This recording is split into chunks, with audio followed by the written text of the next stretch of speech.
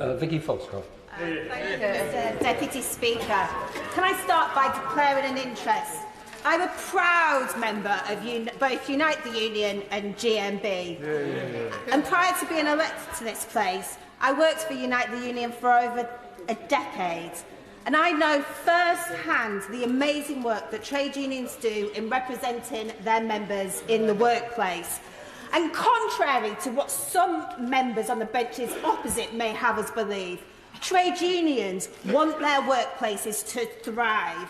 They know a productive workplace needs a happy, motivated workforce. They know when companies make large profits, they can ask for decent pay rises for their members. And they also know when workplaces struggle, they will work with the employer to ensure it survives. And we all know how public sector workers kept our country moving during the pandemic. They worked night and day to keep us safe. But how does this government seek to repay them? Firstly, with a derisory pay offer. Then, because the unions have voted to strike rather than roll over and accept the derisory pay offer, the Prime Minister has resorted to launching a fundamental attack on workers' freedoms. This bill is unworkable and unpractical. And the fact is, minimum service levels don't stop strikes in Europe.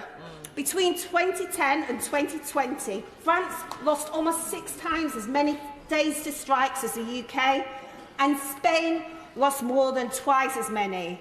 And ironically, we already have minimum service levels in place in the UK. These are negotiated between the unions and the employers. And I remember when I joined a picket line with striking firemen and women, and they told me how they'd agreed with their employer that if there was any fire or any other emergency, they would jump into the fire engines and be straight there. None of them wanted to see anyone lose their lives because of their action, which was their last resort. They ensured there was a mutual voluntary agreement, not through legislation, but through negotiation. Something we all know happens right the way through the public sector. Now, most worrying, this bill does not give any indication of what will constitute a minimum level of service, meaning that the Secretary of the State will be able to change this at their discretion.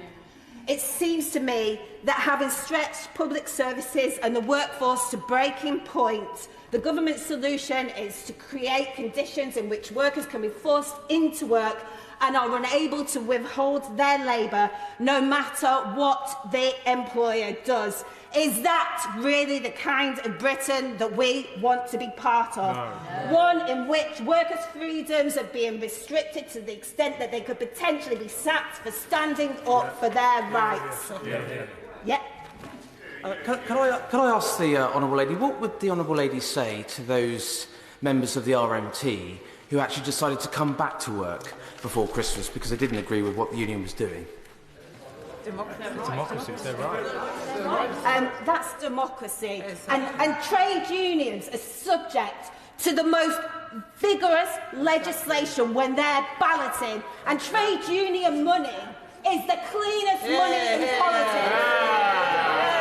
It's my line, I'm going to use that. Public sector workers are proud of the role they play in society, saving and protecting lives, but they need to be valued and their voices matter.